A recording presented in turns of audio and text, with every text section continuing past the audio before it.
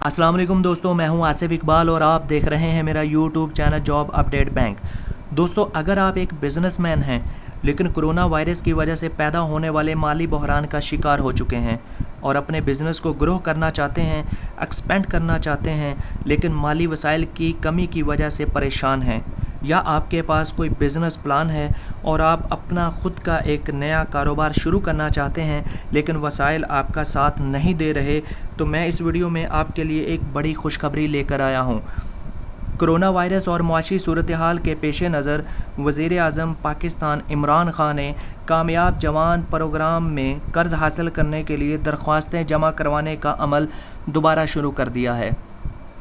कामयाब जवान फ़ेज़ 1 के अंदर जहां आप 1 लाख से 50 लाख तक का कर्ज़ा हासिल कर सकते थे, फ़ेज़ 2 के अंदर आप लोग यही कर्ज़ा 1 लाख से 2.5 करोड़ तक का हासिल कर सकते हैं, वो भी इंतहाई मुनासिब मार्कअप रेट के ऊपर। इस स्कीम से जुड़ी जो मेन चीज़ें हैं वो हम सबसे पहले डिस्कस करेंगे, उसके बाद मैं आप लोगों के साथ डिस्कस करूंगा इस स्कीम से रिलेटेड वो तमाम सवालात जो आपके जहन में पैदा होते हैं। उन तमाम सवालात के जवाबात देने की कोशिश करूंगा और उसके साथ जो इस स्कीम पे अप्लाई करने के लिए एप्लीकेशन फॉर्म जो ऑनलाइन फ़िल करना है वो कैसे फ़िल करना है, कौन कौन से डॉक्यूमेंट रिक्वायर्ड हैं, एप्लीकेशन फॉर्म फ़िल करते हुए किन किन चीज़ों को मद्देनज़र रखना है, किन किन गलतियों से बचना है, ये तमाम चीज़ों के बारे में डिस्कस करने के लिए मैं एक अलग से वीडियो बनाऊँगा। उस वीडियो को देखने के लिए हमारे इस YouTube चैनल को सब्सक्राइब कर लें, साथ बेल आइकन को ज़रूर प्रेस कर दें ताकि वो वीडियो आपके मिस ना हो। तो चलें हम मेन चीज़ की तरफ आते हैं कि ये जो कामयाब जवान स्कीम का सेकंड फ़ेज़ है वो 12 अगस्त 2020 से ये फ़ेज़ जो है वो स्टार्ट हो चुका है। इस फ़ेज़ को 3 हिस्सों में, 3 पार्ट्स में, 3 कैटेगरी में तकसीम किया गया है, जिसे T1, T2, T3 का नाम दिया गया है। T1 यानी टीयर 1, टीयर 2 और टीयर 3। टीयर 1 के अंदर क्या है जी, अगर तो आप लोग 1 लाख से 10 लाख तक का लोन हासिल करना चाहते हैं तो आप T1 में आएंगे, टीयर 1 में। अगर आप लोग 1 मिलियन यानी 10 लाख से 10 मिलियन 1 करोड़ तक का लोन हासिल करना चाहते हैं तो आप T2 में आएंगे। अगर आप 10 मिलियन यानी 1 करोड़ से 25 मिलियन यानी कि 2.5 करोड़ तक का कर्ज़ा हासिल करना चाहते हैं तो आप T3 में फॉल करेंगे। अब ज़रा देख लेते हैं जी, what is the markup rate for this scheme. अब मार्कअप रेट कौन से टियर पर क्या मार्कअप रेट लगेगा, अब ज़रा वो डिस्कस कर लेते हैं। अगर हम बात करें टीयर 1 की, कि अगर आप 1 लाख से 10 लाख तक का कर्ज़ा हासिल करना चाहते हैं तो आपको मार्कअप रेट जो अप्लाई होगा वो 3% होगा। अगर आप टीयर 2 की बात करें यानी आप 10 लाख से 1 करोड़ तक का कर्ज़ा हासिल करना चाहते हैं तो आप लोग पर जो मार्कअप अप्लाई होगा वो 4% होगा।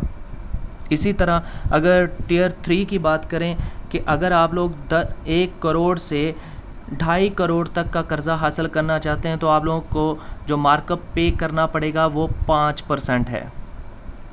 यानी कि टीयर 1 जो है उस पर 3% मार्कअप है, अगर टीयर 2 की बात करें तो 4% मार्कअप है, अगर टीयर 3 की बात करें तो 5% मार्कअप है।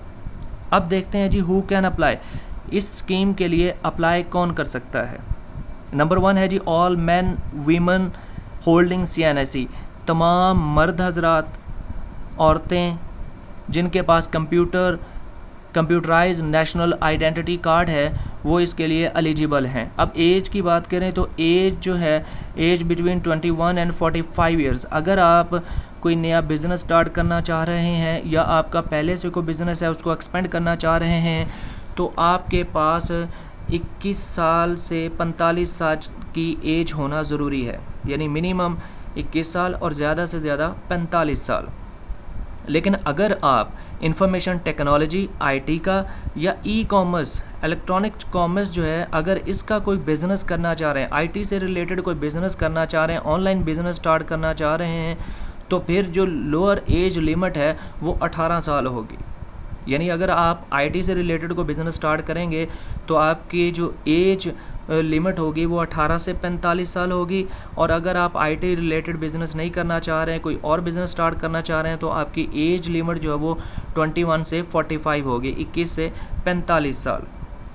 नंबर 2 पे आ जाते हैं जी, small and medium enterprises, startups and existing business. अगर जो स्मॉल बिजनेसेस चल रहे हैं वो पहले से हैं या आप नया कोई छोटा बिजनेस स्टार्ट करना चाह रहे हैं, तो as per definition of SBP owned by youth as per above mentioned age brackets are also apply. अगर तो आप कोई छोटा बिजनेस भी स्टार्ट करना चाह रहे हैं तो उसके लिए भी आपको 21 से 45 साल की एज ही आपके लिए एप्लीकेबल होगी। फिर उसके बाद आते हैं जी, for IT e-commerce related businesses at least matriculation और equivalent education will be required. अगर तो आप कोई ऐसा बिजनेस स्टार्ट करना चाह रहे हैं जिसके लिए टेक्निकल जो स्किल्स हैं वो रिक्वायर्ड होती हैं, तो उसके लिए आपके पास कोई भी इक्विवेलेंट एजुकेशन या सर्टिफिकेट वगैरह जो है उस टेक्निकल एजुकेशन का आपके पास होना ज़रूरी है। अब हम लोग चलते हैं जी नेक्स्ट, जो आपके जहन में इस स्कीम से रिलेटेड उठने वाले सवालात हैं उनके जवाबात देने की कोशिश करते हैं। जो पहला क्वेश्चन है जी हमारे पास वो है जी, how and where can I get information about this scheme. इस स्कीम के मुतल्लिक मैं इंफॉर्मेशन कहाँ से हासिल कर सकता हूँ, इस स्कीम के मुतल्लिक मुझे मुकम्मल डिटेल कहाँ से मिल सकती है, ये जो पहला सवाल आप लोगों के जहन में उठेगा। अब इसका जवाब देखते हैं जी, all the information regarding loan scheme is available on, ये जो लिंक दिया गया है मैं इस वीडियो के डिस्क्रिप्शन में भी ये लिंक दे दूंगा, आप इस लिंक पर क्लिक करें और यहाँ पर जाकर आपको मुकम्मल इस स्कीम के मुतल्लिक जो है वो मालूमात मिल जाएगी। बिसाइड्स यू कैन कॉन्टेक्ट, इसके अलावा आप लोग आपकी जो नज़दीक तरीन ब्रांच है, जो बैंक की ब्रांच है, इस के अंदर जो बैंक इन्वॉल्व हैं, जो बैंक ये लोनिंग कर रहे हैं, उसकी किसी भी ब्रांच से जाके आप के जहन में जो भी सवालात हैं आप वहाँ से भी उनको क्लियर कर सकते हैं। हु कैन अप्लाई, ये हम लोग पहले डिस्कस कर चुके हैं कि तमाम मर्द हजरात और औरतें जिनके पास शनाख्ती कार्ड है और उनकी एज 21 से 45 साल है वो इसके लिए एलिजिबल हैं। और अगर आप कोई IT रिलेटेड काम करना चाह रहे हैं, ई-कॉमर्स रिलेटेड काम करना चाह रहे हैं, तो आपकी एज लिमिट जो है वो 18 से 45 साल की हो जाएगी। उसके बाद देखते हैं जी, how can I apply for this loan. अब इस लोन के लिए अप्लाई करना कैसे है, अब इस सवाल का जवाब देखते हैं जी। अच्छा, इसमें आपने करना क्या है जी, simply fill the form at the following link. ये जो लिंक है ये भी मैं वीडियो के डिस्क्रिप्शन में दे रहा हूँ, आप इस लिंक से डायरेक्टली एप्लीकेशन फॉर्म के ऊपर चले जाएंगे। आपने यहाँ से एक एप्लीकेशन फॉर्म ओपन होगा, आपने उस एप्लीकेशन फॉर्म को इंतहाई मोहतात होकर उस एप्लीकेशन फॉर्म को फिल करना है। इस एप्लीकेशन फॉर्म को फिल कैसे करना है, कौन कौन से डॉक्यूमेंट की ज़रूरत पड़ेगी, कौन कौन सी मिस्टेक से बचना है, ये सब कुछ मैं एक अलग वीडियो में आप लोगों के साथ शेयर करूँगा बहुत जल्द ही। इसी चैनल के ऊपर वो वीडियो अपलोड की जाएगी, इस चैनल के साथ जुड़े ज़रूर रहिएगा। उसके बाद है जी, is this scheme only for startup, क्या ये स्कीम सिर्फ नया बिज़नेस शुरू करने के लिए है? नहीं जी, ये स्कीम सिर्फ नया बिज़नेस शुरू करने के लिए नहीं है, बल्कि अगर आपका कोई छोटा बिज़नेस पहले से एग्जिस्ट कर रहा है, आप उसको बढ़ाना चाह रहे हैं, एक्सपेंड करना चाह रहे हैं, ग्रो करना चाह रहे हैं, तो तब भी आप इसके लिए एलिजिबल हैं। लेकिन अगर आप स्टार्ट करना चाह रहे हैं तो तब भी आप एलिजिबल हैं, यानी दोनों सूरतों में ही आप एलिजिबल हैं, दोनों सूरतों में आप लोन ले सकते हैं। उसके बाद है जी, my application was under process, should I reapply, कि अगर मैंने फ़ेज़ 1 के अंदर अप्लाई किया है और मेरी जो एप्लीकेशन है फ़ेज़ 1 के अंदर जो मैंने लोन अप्लाई किया था, अगर वो अंडर प्रोसेस है तो क्या मैं इस फ़ेज़ 2 के अंदर भी अप्लाई कर सकता हूँ या नहीं। तो इसका जवाब देखते हैं जी, you will be contacted by your designated bank once the process is complete। अगर तो प्रोसेस जब कंप्लीट हो जाएगा एप्लीकेशन का, तो आपका जो रेलिवेंट बैंक है, डेजिग्नेटेड बैंक है, वो आपसे कांटेक्ट करेगा।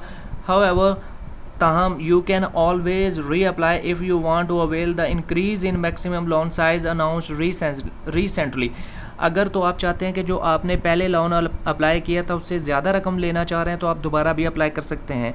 फ़र्ज़ करें अगर आपने पहले 5 लाख का लोन लिया था और अब आप लोग चाहते हैं कि 5 लाख नहीं, हम लोग 10 लाख का लोन लेना चाह रहे हैं, तो आप दोबारा 10 लाख का लोन अप्लाई कर सकते हैं। उसके बाद है जी, can loan be applied physically in branches, क्या ये जो लोन है इसके लिए आपको किसी भी बैंक की ब्रांच में जाना पड़ेगा और वहाँ जाकर अप्लाई करना पड़ेगा? तो इसका जवाब देखते हैं जी। No physical application is not allowed. आपको किसी भी बैंक की किसी भी ब्रांच में जाने की कतई ज़रूरत नहीं है। All applications have to be submitted online at the following link. ये जो लिंक है ये भी मैं वीडियो के डिस्क्रिप्शन में दे रहा हूँ। आप इस लिंक के ऊपर जाएंगे, वहाँ से ऑनलाइन फॉर्म खुलेगा। उस ऑनलाइन फॉर्म को इंतहाई मोहतात तरीके से फ़िल करेंगे और फिल करने के बाद सबमिट कर देंगे और आपका अप्लाई हो जाएगा। आपको किसी भी ब्रांच के अंदर जाने की कोई ज़रूरत नहीं। उसके बाद है जी which banks are participating in this scheme. अब जो पहला फेज़ था उसके अंदर सिर्फ 2 बैंक थे, नेशनल बैंक ऑफ पाकिस्तान और खैबर बैंक। अब उन 2 बैंक के अंदर जो 3 बैंक थे, सॉरी, बैंक ऑफ पंजाब था और खैबर बैंक था और उसके बाद जो नेशनल बैंक था। लेकिन अब आवाम की सहूलत के लिए कि 3 बैंकों के ऊपर बर्डन ना पड़े, यहाँ पर 21 बैंकों को शामिल किया गया है ताकि आवाम अपने जो नज़दीक तरीन बैंक है वहाँ से बआसानी जो है वो लोन हासिल कर सकें। तो कौन कौन से बैंक इस स्कीम के अंदर शामिल हैं वो देख लेते हैं जी। सबसे पहले है जी allied bank limited, ABL bank जो है वो इसमें शामिल है, अलबारका बैंक लिमिटेड है, अस्करी बैंक लिमिटेड है, बैंक अल फलाह है और बैंक अल हबीब है, बैंक इस्लामी पाकिस्तान लिमिटेड है, बैंक ऑफ खैबर है, बैंक ऑफ पंजाब है, दुबई इस्लामिक बैंक लिमिटेड है, फैसल बैंक है, फर्स्ट वीमन बैंक लिमिटेड है, हबीब बैंक लिमिटेड है, हबीब मेट्रोपॉलिटन बैंक लिमिटेड है, JS बैंक लिमिटेड है, Jahangir Siddiqui MCB bank limited है, मुस्लिम commercial bank limited, मेज़ान bank limited इसमें शामिल है, MCB इस्लामिक बैंक लिमिटेड भी इसमें शामिल है, नेशनल बैंक ऑफ पाकिस्तान भी इसमें शामिल है, सिंध बैंक लिमिटेड भी शामिल है, सुनहरी बैंक लिमिटेड भी शामिल है और यूनाइटेड बैंक लिमिटेड भी इसमें शामिल है। ये वो 21 बैंक हैं जिसमें आप अप्लाई कर सकते हैं, जिस बैंक के थ्रू अप्लाई कर सकते हैं, क्योंकि अप्लाई तो आपने ऑनलाइन ही करना है, लेकिन आपको एक बैंक ज़रूर उसमें सेलेक्ट करना है। उसके बाद है जी what if a person's age is within maximum age limit at the time of application submission but exceeds this limit by the time loan is approved and और डिसबर्स्ड। अगर एक शख्स ये लोन अप्लाई कर रहा है, जब वो लोन अप्लाई कर रहा है, जब वो एप्लीकेशन सबमिट कर रहा है, तो उसकी एज जो है वो 21 से 45 के दरमियान है, यानी उसकी 45 साल मुकम्मल एज है। लेकिन लोन प्रोसेस होते हुए अप्रूव होते तक उसकी एज जो है वो 47 हो जाती है, 48 हो जाती है। तो क्या इस सूरत में वो एलिजिबल होगा या नहीं? तो इसका जवाब देखते हैं जी। Applicant is required to be 45 years और less in age at the time of application submission. जब आप लोग एप्लीकेशन सबमिट कर रहे हैं उस वक्त आपकी एज या तो 45 साल पूरी होनी चाहिए या 45 साल से कम होनी चाहिए। If a person was 45 years of age at the time of application submission and his age exceeded 45 years before the loan was approved or disbursed, this will not affect the eligibility of applicant। इसका मतलब ये है कि अगर तो आपकी as application submission तक 45 या उससे नीचे है तो ये मैटर नहीं करता कि उसके बाद आपकी एज एप्लीकेशन के अप्रूव होने तक ज़्यादा हो जाती है 45 से, वो मैटर नहीं करता। आपकी सबमिशन तक 45 या इससे कम एज होना ज़रूरी है। उसके बाद है does maximum age limit apply on all the business partners. अगर तो बिज़नेस शुरू करने वाले हैं पार्टनर्स, एक से ज़्यादा लोग शामिल हैं उसमें, तो क्या उस सूरत में जो ये शर्त है एज लिमिट की 45 मैक्सिमम की, क्या वो तमाम पार्टनर्स के ऊपर होगी? तो इस सवाल का जवाब भी देखते हैं जी। At least one business partners directors age should comply with the age limit defined under this scheme 21 to 45 years. अगर तो पार्टनरशिप पे आप लोन लेना चाह रहे हैं, पार्टनरशिप के आपका बिज़नेस है, तो उस सूरत में किसी एक पार्टनर की एज जो है वो 45 या 45 से नीचे होनी चाहिए। अगर दूसरे की ज़्यादा भी है तो वो डजेंट मैटर, उससे कोई फ़र्क नहीं पड़ेगा, आप फिर भी एलिजिबल होंगे। उसके बाद आ जाता है जी what is the minimum educational requirement for an application. इस लोन को अप्लाई करने के लिए जो मिनिमम एजुकेशनल रिक्वायरमेंट इसके लिए है या नहीं है, ये भी देख लेते हैं। There is no general requirement of minimum educational qualification, इसके लिए किसी भी किस्म की कोई क्वालिफिकेशन की ज़रूरत नहीं। Now it will be a favourable consideration for decision making bye banks, however in case of business which compulsorily require certain qualification, certification, diplomas, authorizations or license, the same must be held by the applicant। लेकिन अगर आप कोई ऐसा business शुरू करना चाह रहे हैं, टेक्निकल बिजनेस शुरू करना चाह रहे हैं जिसके लिए टेक्निकल स्किल्स रिक्वायर्ड हैं, तो उस सूरत में आपके पास सर्टिफिकेशन, डिप्लोमा या उससे रिलेटेड कोई भी क्वालिफिकेशन होना ज़रूरी है। उसके बाद does any gender have any priority, क्या किसी भी जेंडर को किसी दूसरे जेंडर के ऊपर कोई तरजीह दी जाएगी। अब इसका देखते हैं जी। There is no gender discrimination in this scheme, इस स्कीम में किसी भी जेंडर को किसी दूसरे जेंडर के ऊपर कोई भी तरजीह नहीं दी जाएगी। Applicants of all genders are offered equal opportunities, तमाम जेंडर्स को सेम अपॉर्चुनिटी ऑफर की जाएगी। However considering the ground realities and to protect the fair gender, a minimum of 25 share on aggregate basis of all loan is kept for women, जबकि इस scheme के अंदर जो total loan है तीनों tears के अंदर उसका 25% जो है ना वो वीमेन के लिए रखा गया है, फीमेल्स के लिए रखा गया है, फीमेल को प्रमोट करने के लिए। उसके बाद है जी, can employed person also apply for this loan, क्या जो लोग पहले से मुलाजमत कर रहे हैं वो इस लोन के लिए अप्लाई कर सकते हैं या नहीं। Yes, persons employed in private jobs can also apply. अब जो बंदा पहले से किसी प्राइवेट जॉब के अंदर इन्वॉल्व है, कोई प्राइवेट जॉब कर रहा है, तो वो इस लोन के लिए अप्लाई कर सकता है, लेकिन गवर्नमेंट एम्प्लॉय इस जॉब के लिए अप्लाई नहीं कर सकते, वो एलिजिबल नहीं है। लेकिन प्राइवेट अगर जॉब आप कर रहे हैं तो फिर आप एलिजिबल हैं, आप इस लोन के लिए अप्लाई कर सकते हैं।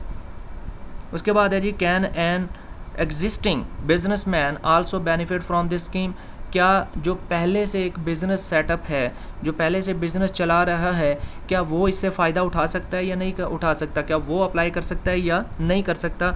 तो इसका जवाब देखते हैं, yes, existing micro and small enterprises can also benefit from this scheme. ये स्कीम बेसिकली आप या तो कोई नया कारोबार शुरू करना चाह रहे हों या पहले से आपका कोई छोटा कारोबार है और आप उसको बढ़ाना चाह रहे हो, इन दोनों सूरतों के लिए एप्लीकेबल है, आप दोनों सूरतों में ही अप्लाई कर सकते हैं। Can more than one person of the same family apply for this loan individually and independently, क्या जब एक से ज़्यादा लोग एक ही ख़ानदान के अलहदा इस लोन के लिए अप्लाई कर सकते हैं या नहीं कर सकते, ये देख लेते हैं। Yes, how one family member can not apply in another's name, हाँ, हर बंदा इंडिविजुअली अपने नाम पे इस लोन को अप्लाई कर सकता है, लेकिन किसी दूसरे के नाम पे अप्लाई नहीं कर सकता।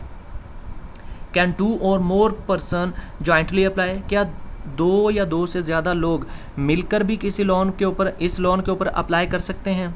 Yes, but they will be jointly and severally individually liable for the loan, बिल्कुल, अगर दो या दो से ज़्यादा शख्स जो है वो लोन अप्लाई करना चाह रहे हैं, लेकिन फिर उनमें से हर शख्स इस लोन के लिए जो है वो लायबल होगा, वो इस लोन का ज़िम्मेदार होगा। उसके बाद है, can a non resident Pakistani apply, क्या जो शख्स पाकिस्तान के अंदर नहीं है, जो पाकिस्तान का रिहायशी नहीं है, वो इस लोन के लिए अप्लाई कर सकता है। No, this scheme is only for resident Pakistan, ये सिर्फ़ और सिर्फ पाकिस्तानियों के लिए है, फॉरनर्स इसके अंदर अप्लाई नहीं कर सकते। उसके बाद है जी, how many loans can a person avail, कितना लोन जो है वो एक शख्स अवेल कर सकता है। A person can not avail more than one loan, आप सिर्फ एक ही लोन ले सकते हैं, आप टीयर 1 से लेंगे, टीयर 2 से लेंगे, टीयर 3 से लेंगे, लेकिन आप ये नहीं कि टीयर 1 भी लें, टीयर 2 भी लें और 3 भी लें, आप एक ही बंदा दो दफ़ा लोन अप्लाई कर रहा है, ऐसा नहीं है। आप एक ही दफ़ा जो है वो लोन अप्लाई कर सकते हैं, एक ही अमाउंट अप्लाई कर सकते हैं। उसके बाद है जी, can blood relative of employees of participating bank apply, अच्छा, अगर तो कोई ऐसा बंदा जो अप्लाई कर रहा है और उसका कोई रिलेटिव, ये जो 21 बैंक शामिल है उनमें से किसी एक का एम्प्लॉय है, वहाँ पर जॉब कर रहा है, तो क्या वो अप्लाई कर सकते हैं। Blood relative of employee of participating bank cannot apply for loan under this scheme from the banks where their blood relative are employed, अगर तो ऐसा शख्स जिसका कोई भाई, जिसका वालिद, वालदा, बहन या कोई भी ब्लड रिलेटिव जो है अगर उस बैंक के अंदर है तो आप उस बैंक से अप्लाई नहीं कर सकते, लेकिन बाकी 20 जो बैंक्स हैं उनसे आप अप्लाई कर सकते हैं। यानी कि जिस बैंक में आप अप्लाई जो एम्प्लॉय हैं वहाँ से आपका अप्लाई नहीं होगा, बल्कि आप अपने ब्लड रिलेटिव जो हैं उनको किसी दूसरे बैंक से अप्लाई करवा सकते हैं। Can government employees apply? जो गवर्नमेंट एम्प्लॉय हैं वो इस लोन के लिए अप्लाई नहीं कर सकते, वो एलिजिबल नहीं है। अब हम लोग देखते हैं जी एप्लीकेशन सबमिशन। एप्लीकेशन जो है उसको सबमिट करते हुए जो आपके जहन में सवालात आते हैं उसकी सबमिशन के हवाले से ज़रा उनको डिस्कस कर लेते हैं। Can anybody help me in submitting the loan application form? क्या कोई भी शख्स मुझे लोन एप्लीकेशन को सबमिट करने में मेरी मदद कर सकता है? तो इसका जवाब ये है कि you can contact nearest branches of participating banks for guidance and assistance. Moreover, you can visit Citizens Portal app for related queries. आप सिर्फ़ और सिर्फ या तो ऑनलाइन जो वेबसाइट है वहाँ से, या फिर जो बैंक इसमें शामिल है 21 बैंक जो पार्टिसिपेट कर रहे हैं इस लोन स्कीम में, उसकी किसी भी शाख से जाके आप इंफॉर्मेशन ले सकते हैं। इसके अलावा किसी भी शख्स से आप कोई मदद किसी किस्म की नहीं ले सकते। उसके बाद है is there any processing fee to be paid for application? क्या इस एप्लीकेशन के लिए कोई प्रोसेसिंग फ़ी भी पे करनी पड़ेगी? तो इसके लिए यू ओनली हैव टू पे ₹100। आपको सिर्फ 100 रुपया जो है वो प्रोसेसिंग फ़ी पे करनी पड़ेगी, जिसमें आपका नादरा वेरिसेस है, आपकी CNSE वेरिफिकेशन है, वो शामिल है। सिर्फ 100 रुपया आपको प्रोसेसिंग फ़ी पे करनी पड़ेगी, इससे ज़्यादा आपने 1 रुपया भी पे नहीं करना। Is this processing fee refundable? क्या ये जो प्रोसेसिंग फ़ी 100 रुपया दी है वो रिफ़ंडेबल है, वो वापस हो जाएगी, ये वापस होगी या नहीं होगी? No processing fee is not refundable. ये जो आपने 100 रुपया प्रोसेसिंग फ़ी की मद में देना है ये आपको वापस नहीं मिलेगा। उसके बाद है जी when and how can I withdraw my application? कि अगर मैं ड्यूरिंग प्रोसेस अपनी एप्लीकेशन को वापस लेना चाह रहा हूँ तो उसका प्रोसेस क्या होगा? कैसे मैं अपनी एप्लीकेशन को ड्यूरिंग प्रोसेस ही वापस ले सकता हूँ? You can withdraw your application anytime before your application is approved or rejected. आपकी एप्लीकेशन अप्रूव हुई या रिजेक्ट उससे पहले आप अपनी एप्लीकेशन को किसी भी वक्त विड्रॉ कर सकते हैं। In case your application is approved, अगर आपकी एप्लीकेशन अप्रूव हो जाती है, you can withdraw your application by rejecting the offer. आपको ऑफ़र की जाएगी, आप उस ऑफ़र को रिजेक्ट करके भी अपनी एप्लीकेशन को विड्रॉ कर सकते हैं। In case your application rejected, अगर आपकी एप्लीकेशन पहले ही रिजेक्ट हो जाती है, you can not withdraw your application and the status of your application will remain as rejected. अगर आपकी एप्लीकेशन पहले ही आपके विड्रॉ करने से रिजेक्ट हो जाती है तो आपका स्टेटस जो है वो रिजेक्टेड ही रहेगा, आप उस वक्त अपनी एप्लीकेशन को विड्रॉ नहीं कर सकते। How do I would know that my application has been accepted for processing? हमें कैसे पता चलेगा कि हमारी जो एप्लीकेशन है वो एक्सेप्ट हो चुकी है प्रोसेसिंग के लिए? Upon submission of your application on the portal, जब आप अपनी एप्लीकेशन को ऑनलाइन पोर्टल के ऊपर सबमिट कर देंगे, and verification of credentials by NADRA, और नादरा आपके जो क्रेडेंशियल्स हैं उनको वेरीफाई कर लेगा, and SMS message will be deliver to your provided cell number with confirmation of application submission and detail of your selected bank and assigned branch. अगर जब नादरा आपकी मुकम्मल वेरिफिकेशन कर लेगा उसके बाद आपको एक SMS जो है वो कंफर्मेशन का भेजा जाएगा कि आपका फ़लाँ बैंक है और फ़लाँ ब्रांच है, आप उस ब्रांच से और फ़लाँ बैंक से अपना रब्ता कर लें। उसके बाद है जी what if I wrongly filled a form and needed a reprint another form? अगर गलती से फॉर्म गलत फिल हो गया, मैं उसको रीप्रिंट दोबारा से फिल करना चाह रहा हूँ या दूसरा फॉर्म फिल करना चाह रहा हूँ, तो उसका प्रोसेस क्या होगा? There is no physical form इस स्कीम के अंदर कोई भी किसी किस्म का फिजिकल फॉर्म नहीं है, आपको ऑनलाइन पोर्टल के ऊपर जाकर ऑनलाइन ही फॉर्म फिल करना है। Application form can only be filled and submitted online at this address. इस एड्रेस के ऊपर जाकर आपको ऑनलाइन ही फिल करना है। To help you check and correct और make changes you can fill out the form at portal and save before submission for proof reading and correction, but no correction can be made after an application is submitted. Therefore, all applicants are advised to fill out the form correctly and with utmost care। ये form चूँकि physically नहीं है कि जिस पे अगर आप कोई गलती करते हैं, कुछ गलत फिल कर लिया तो आप उसको फाड़ कर दोबारा से नया फॉर्म लेके दोबारा सबमिट करवा देंगे। ये फॉर्म चूँकि आपने ऑनलाइन पोर्टल के ऊपर ऑनलाइन ही फिल करना है, तो सबमिट करने से पहले आपने इसके तमाम जो लवाजमात हैं, आपका जो डाटा है, आपके जो क्रेडेंशियल्स हैं, उनको आपने रीचेक करना है, आपने प्रूफ रीडिंग करनी है। जब आपकी तसल्ली हो जाए उसके बाद आपने सबमिशन के बटन को प्रेस करना है, उससे पहले आप सबमिट नहीं करेंगे, क्योंकि एक दफ़ा अगर ये फॉर्म सबमिट हो गया तो आप उसमें किसी किस्म की कोई भी तब्दीली नहीं कर सकते, आप कोई भी एरर करेक्शन नहीं कर सकते, आप उस फॉर्म को एडिट नहीं कर सकते। लिहाजा फॉर्म फिल करते हुए मुकम्मल एहतियात और फुल केयर आपका केयरफुल होना जो है वो उसके लिए ज़रूरी है। फॉर्म को फिल कैसे करना है, क्या क्या चीज़ें ज़रूरी होंगी, कैसे करना है, और इस तरह की गलतियों से बचने के लिए मैं एक अलग से वीडियो बनाऊंगा जो मैं इसी चैनल पे डालूंगा। वो वीडियो भी लाजमी आप लोग देखिएगा ताकि आप लोग किसी भी किस्म की गलती किए बगैर अपना फॉर्म जो है वो सबमिट कर सकें। उसके बाद है जी, are there any business consultants appointed to facilitate applicants in submission of loan application. क्या लोन एप्लीकेशन सबमिट करने के लिए, लोगों को सहूलत देने के लिए क्या किसी किस्म का कोई भी कंसल्टेंट या कोई भी शख्स जो है वो अपॉइंट किया गया है? There are no consultants appointed for this purpose.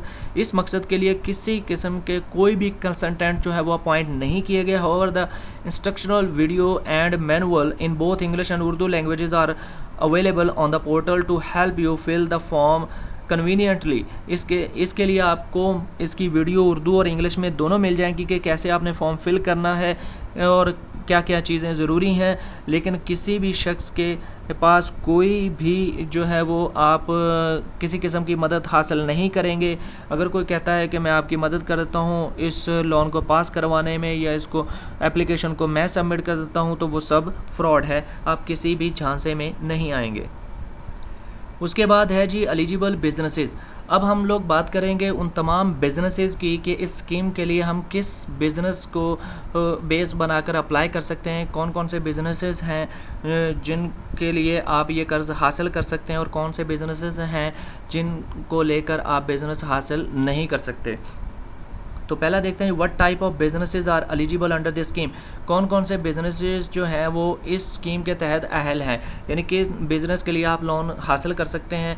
All businesses which are ethical and permitted under the law are eligible for this scheme. वो तमाम बिजनेसेस जो एथिकली, जो इखलाकी तौर पर या कानूनी तौर पर जिनकी इजाज़त है, वो तमाम के तमाम बिजनेसेस के लिए आप लोन ले सकते हैं। इसमें कोई भी बिज़नेस स्पेसिफिक नहीं किए गए कि आप सिर्फ इन्हीं बिज़नेस के लिए जो है वो कर्ज हासिल कर सकते हैं, बल्कि वो तमाम बिजनेसेस जो इखलाकी तौर पर या कानूनी तौर पर जिनकी इजाज़त है पाकिस्तान के अंदर, आप उन तमाम बिजनेसेस के लिए जो है वो इस स्कीम के तहत कर्ज हासिल कर सकते हैं।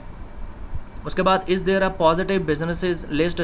यहाँ पर क्या कोई ऐसे बिजनेसेस हैं जिनको प्रेफर किया जाएगा या जिनके लिए लोन जो है वो ज़्यादा प्रेफरेबली जो है वो मिल जाएगा। देयर इज़ नो पॉजिटिव और negative list of businesses as such. यहाँ पर किसी किस्म का कोई पॉजिटिव बिजनेस या नेगेटिव बिजनेस की लिस्ट नहीं है। सिर्फ और सिर्फ दो चीज़ें हैं कि एथिकल होना चाहिए अखलाकी तौर पर और परमिटेड होना चाहिए अंडर लॉ, यानी कानून भी उसकी इजाज़त देता हो और अखलाकियात भी उसकी इजाज़त देती हो, तो आप अप्लाई कर सकते हैं। नेगेटिव की बात भी हो गई कि सिर्फ अखलाकियात का ख्याल रखना और कानून की जहाँ से इजाज़त हो सिर्फ वही बिजनेसेस जो है वो अप्लाई कर सकते हैं। How do I choose a business that suits me, कि मैं कौन सा बिज़नेस जो है वो चूज़ करूं कि जो मेरे लिए बेहतर हो। Applicants are advised to select businesses which are ethical, legal, commercially viable, and suitable for applicant respective areas for which applicant possesses required minimum knowledge, experience, training and support. तो आप वही बिजनेस सेलेक्ट करेंगे जिसमें आपके पास कोई experience है, आपके अगर तो कोई टेक्निकल है तो आपके पास उसका कोई सर्टिफिकेट है, आपके पास उसका कोई एजुकेशनल बैकग्राउंड है। अगर आपको कोई टेक्निकल है तो उसके लिए आपके पास एक्सपीरियंस होना उसके लिए ज़रूरी है, जिसमें आप समझते हैं कि आप बेहतर तौर पर ग्रो कर सकते हैं, जिसका आपके पास एक्सपीरियंस है, तो आप वो बिज़नेस जो है वो सिलेक्ट करें।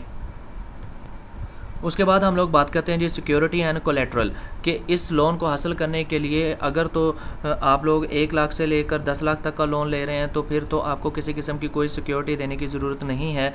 लेकिन अगर आप 10 लाख से ऊपर लोन ले रहे हैं 2.5 करोड़ तक तो फिर आपको सिक्योरिटी देने की ज़रूरत है। अब वो सिक्योरिटी के बारे में जो क्वेश्चंस हैं ज़रा उनको डिस्कस कर लेते हैं। Can I provide a third party collateral to secure my loan? क्या मैं जो सिक्योरिटी प्रोवाइड करूंगा क्या वो मेरे अपने नाम पे होना ज़रूरी है या मैं किसी और शख्स के नाम पर जो प्रॉपर्टी है उसको भी प्लेज करवा सकता हूं, वो भी सिक्योरिटी के तौर पर दे सकता हूं? तो yes, third party collateral is eligible under this scheme subject to acceptance of participating bank. जो पार्टिसिपेटिंग बैंक है, आप जिस बैंक से डेजिग्नेटेड बैंक से आप लोन ले रहे हैं, अगर वो बैंक एक्सेप्ट करता है किसी थर्ड पार्टी की कोलेट्रल को तो आप थर्ड पार्टी कोलेट्रल जो है वो दे सकते हैं अपने लोन को सिक्योर करने के लिए। Can an applicant change the collateral offered? जो उसने पहले सिक्योरिटी दी होती है क्या उसको वो बाद में चेंज भी कर सकता है या नहीं कर सकता? Applicant can not change the collateral offered after a loan is disburse. अगर आपने लोन डिस्बर हो चुका है और आपने कोलेट्रल अपनी सिक्योरिटी जो है वो जमा करवा दी है तो आप उस सिक्योरिटी को चेंज नहीं कर सकते। फिर उसके बाद what are the legal charges and who bears them? इसके अब ये जो सिक्योरिटी प्लेज करवाई जाएगी उसके ऊपर जो लीगल चार्जेस आएंगे वो कौन बेयर करेगा? Legal charges would depend on collateral type and may vary from bank to bank. Customers would pay these charges on cost basis. अब ये जो इसके ऊपर जो लीगल चार्जेस आएंगे इसको सिक्योरिटी एंड कोलेट्रल के ऊपर वो आपको पे करना होंगे। वो कस्टमर को, जो एप्लीकेंट है, जो लोन लेने वाला, जो बारवर है, उसको पे करने होंगे। What are the collateral valuation charges and who bears them? जो collateral valuation charges होंगे वो कितने होंगे और कौन बेयर करेगा? Valuation charges would depend on collateral type. अब ये भी आपकी जो है ना सिक्योरिटी के ऊपर डिपेंड करेगा कि उसके चार्जेस कितने बनते हैं और ये भी कस्टमर को ही पे करने हैं, कस्टमर ही इसको बेयर करेगा, ये बैंक पे नहीं।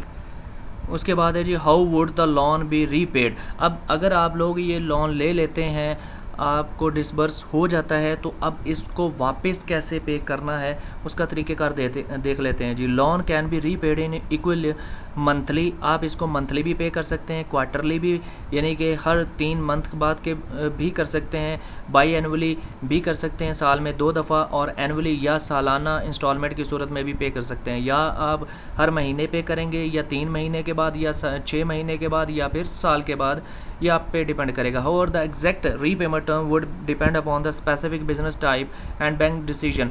अगर जो बैंक डिसीजन लेगा वो फाइनल होगा।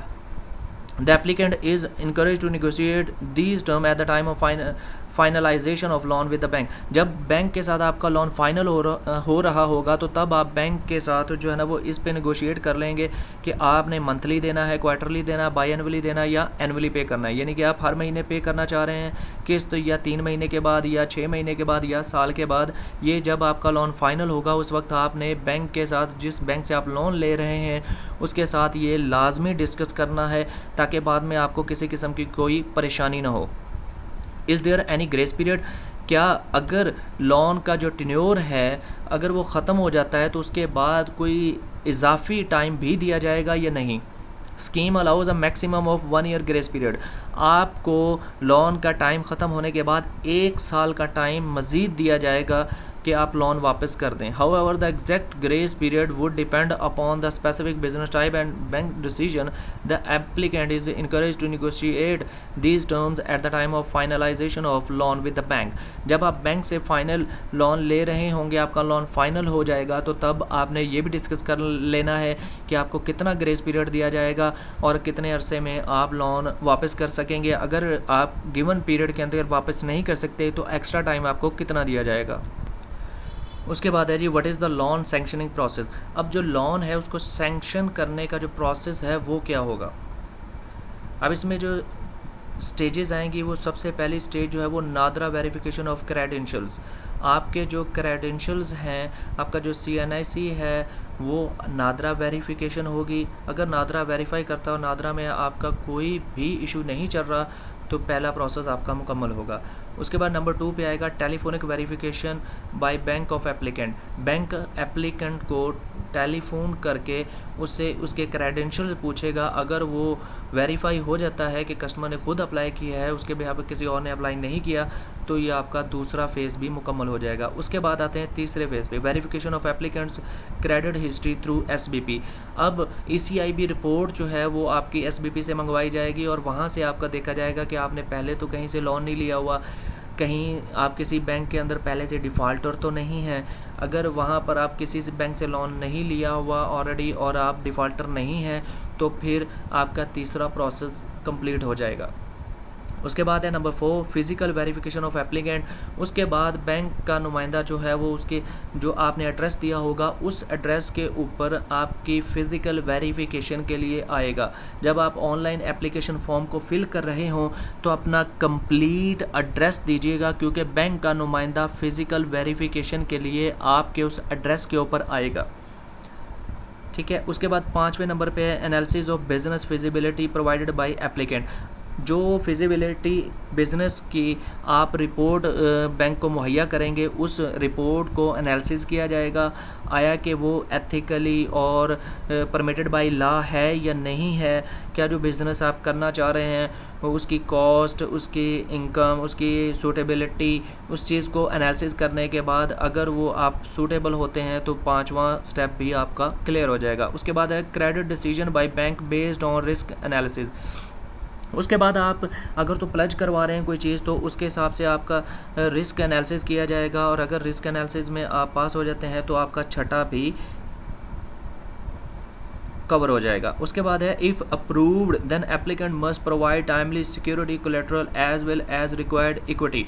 आप अगर तो आपकी एप्लीकेशन अप्रूव हो जाती है, एक्सेप्ट हो जाती है, आपका लोन प्रोसेस हो जाता है, तो तब आपको सिक्योरिटी कोलेटरल प्रोवाइड करना पड़ेगा और इक्विटी भी प्रोवाइड करनी पड़ेगी। और इक्विटी की रेशो क्या है वो आगे चल के हम लोग डिस्कस करेंगे कि कितना बैंक पे करेगा और कितने % जो है वो एम्प्लॉय खुद जो है वो एप्लीकेंट जो है वो खुद पे करेगा। उसके बाद है जी how much time is taken in deciding on loan application. एक लोन एप्लीकेशन को डिसाइड करने में, फाइनल एक्सेप्ट या रिजेक्ट करने के अंदर कितना टाइम लगेगा, ज़रा वो देख लेते हैं। The processing time of an application depends on volume of application received by each bank. अब ये डिपेंड होगा कि आपके जिस बैंक में आपने अप्लाई किया है उस बैंक के अंदर वॉल्यूम ऑफ एप्लीकेशन कितना है, कितने लोगों ने अप्लाई किया है, उसके हिसाब से। अगर तो बहुत ज़्यादा लोगों ने अप्लाई कर दिया है, अगर जो है ट्रैफिक बहुत ज़्यादा है, तो फिर वहाँ पर आपके एप्लीकेशन को टाइम भी लग सकता है, और अगर वहाँ पर ट्रैफिक कम है तो फिर आपकी एप्लीकेशन जो है वो जल्दी भी प्रोसेस हो सकती है। This is a 5-year programme and processing will be done accordingly. New applicants will be processed on first come first served basis. यानी जितने जल्दी आपकी एप्लीकेशन जाएगी उतनी ही जल्दी आपकी एप्लीकेशन को प्रोसेस कर दिया जाएगा। जितना लेट आपकी एप्लीकेशन जाएगी उतनी ही ज़्यादा आपकी जो एप्लीकेशन है वो प्रोसेसिंग से उतने स्टेप दूर होती चली जाएगी। Is there any way I can find out the status of my loan application during the loan processing stage? जब आपने लोन अप्लाई कर लिया तो उसके बाद आपको पता कैसे चलेगा कि मेरी जो एप्लीकेशन है वो किस स्टेज पे पहुंची है, कहाँ तक उसका प्रोसेस मुकम्मल हुआ है। तो उसके लिए yes you can check the status of your application on the Kamyab Jawan portal. आप कामयाब जवान पोर्टल के ऊपर, ये जो लिंक है ये वीडियो के डिस्क्रिप्शन में मैं दे दूंगा, और ये इसके वेबसाइट के ऊपर भी दिया हुआ है। आप इसके ऊपर जाकर अपने क्रेडेंशियल प्रोवाइड करेंगे तो उसके बाद स्टेटस चेक करेंगे तो आपकी एप्लीकेशन जिस प्रोसेस पर, जिस स्टेज पर होगी वो आपको वहाँ पर आगाह कर दिया जाएगा। फिर how would I know if my loan application has been approved और रिजेक्टेड।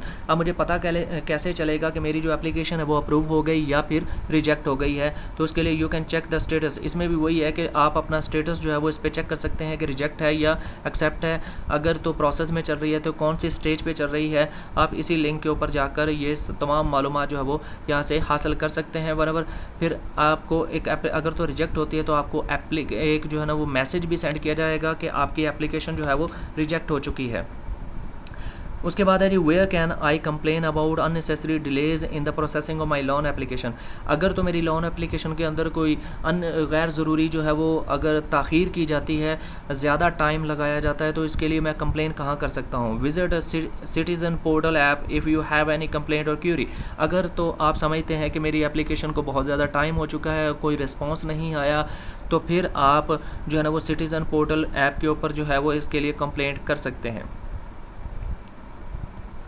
अच्छा, उसके बाद है जी what is the process after a loan is approved. अगर आपका लोन अप्रूव हो जाता है तो उसके बाद का प्रोसेस क्या होगा कि लोन आपको मिलेगा कैसे?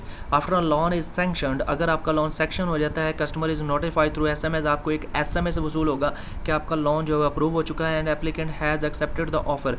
फिर एप्लीकेंट जो है वो उस ऑफ़र को एक्सेप्ट करेगा और ये स्टेप जो है ना वो उसमें फॉलो किए जाएंगे। Applicant has to open an account with the bank, जिस बैंक के अंदर आपका लोन अप्रूव हुआ है आपको उस बैंक के अंदर अपना अकाउंट ओपन करवाना है। नंबर 2, डिपॉजिट रिक्वायर्ड इक्विटी, जो इक्विटी रेशो आपको बैंक की तरफ से दी जाएगी कि 20% आप पे करेंगे, 80% बैंक पे करेगा, वो आगे चल के हम डिस्कस करेंगे इक्विटी रेशो कितनी है। वो इक्विटी रेशो आपको बैंक में जमा करवानी पड़ेगी जो अकाउंट आपने ओपन करवाया उसके अंदर। उसके बाद जो है वो तीसरा स्टेप होगा प्रोवाइड कोलेट्रल इफ़ रिक्वायर्ड। अगर तो आप 1 लाख से 10 लाख तक ले रहे हैं तो फिर आपको कोलेट्रल देने की ज़रूरत नहीं है, लेकिन अगर आप 10 लाख से ऊपर ले रहे हैं, 2.5 करोड़ तक का लोन, तो फिर आपको कोलेट्रल देना होगा। और उसके बाद एग्जीक्यूट लीगल फॉर्म, जो लीगल फॉर्मेलिटीज़ हैं उसको फिल किया जाएगा, और लीगल फॉर्मेलिटीज़ को मुकम्मल करने के बाद जो अमाउंट लोन की अमाउंट है वो आपके अकाउंट में क्रेडिट कर दी जाएगी। If a loan application is approved it is guaranteed that loan will be disbursed to the applicant. अगर तो आपकी एप्लीकेशन अप्रूव हो चुकी है तो क्या इस बात की गारंटी है कि आपको लोन मिलेगा ही? Applicant has to fulfill all pre-disbursement formalities as mentioned in the offer letter. Loan shall not be disbursed until the all formalities are required in the offer letter are completed. जब आपका loan approve हो जाएगा तो आपको एक offer letter दिया जाएगा, और ये जो हमने ऊपर ये जो मेंशन की हैं ये फॉर्मेलिटीज़ जो हैं, अगर आप इन सब को फिल करेंगे, इसके अलावा जो लीगल फॉर्मेलिटीज़ हैं उन तमाम को मुकम्मल करेंगे, तो उसके बाद आपकी लोन की जो अमाउंट है आपके अकाउंट में क्रेडिट की जाएगी। अगर आप वो लीगल फॉर्मेलिटीज़ मुकम्मल नहीं करते तो आपको लोन डिसबर्स नहीं किया जाएगा। Is it possible that a loan approved by bank is less than the amount applicant had applied for. क्या ऐसा हो सकता है कि एप्लीकेंट ने फ़र्ज़ करें कि अगर 5 लाख अप्लाई किया है तो बैंक उसको 3 लाख रुपए दे रहा है? क्या ऐसा पॉसिबल है? यानी कि जितनी रकम एप्लीकेंट ने अप्लाई की है क्या बैंक उससे कम रकम भी उसको दे सकता है? Yes, the sanctioned amount is calculated after an extensive credit decision making process and may be less than the amount applied for by the applicant. अगर हाँ ऐसा हो सकता है कि एप्लीकेंट ने अगर 5 लाख अप्लाई किया है तो बैंक अगर समझता है कि इसके जो फिजिबिलिटी रिपोर्ट है, इसका जो बिज़नेस है, इसका जो रिस्क है, इसकी जो सैलरी, इसका जो इनकम है, उसके हिसाब से अगर देखा जाए तो इसका जो लोन 3 लाख बनता है तो वो 3 लाख भी दे सकता है। लाजमी नहीं कि आपने 5 अप्लाई किया तो आपको 5 ही मिलेगा, ये कम भी दिया जा सकता है। उसके बाद है जी what is the maximum tenure of loan. ये जो लोन है ये कितने साल के लिए आपको दिया जाएगा, अब ज़रा ये डिस्कस कर लेते हैं। The maximum tenure for repayment of loan is 8 years. आपको जो ये लोन है वो 8 साल के लिए दिया जाएगा, including a maximum of 1 year grace period. इसमें वो आपका मैक्सिमम 1 साल भी शामिल है, यानी कि वैसे नॉर्मली जो ये लोन है आपको 7 साल में वापस करना है, लेकिन अगर आप 7 साल में ये लोन वापस नहीं कर सकते तो 1 साल का आपको ग्रेस पीरियड मिलेगा, वो शामिल करके आप यानी टोटल मैक्सिमम जो 8 साल की लिमिट है कि 8 साल में आपने ये लोन जो है वो वापस करना है। और the exact loan duration and grace period for each loan depends on type of business and judgement and decision making of participating bank. हाँ, ये मैक्सिमम लिमिट है कि 8 साल के लिए आपको लोन दिया जाएगा, लेकिन अगर डेजिग्नेटेड बैंक चाहे तो इस टेन्योर को कम भी कर सकता है। What should I right under equity contribution? The equity contribution is your on financial input in the businesses from the amount you already process.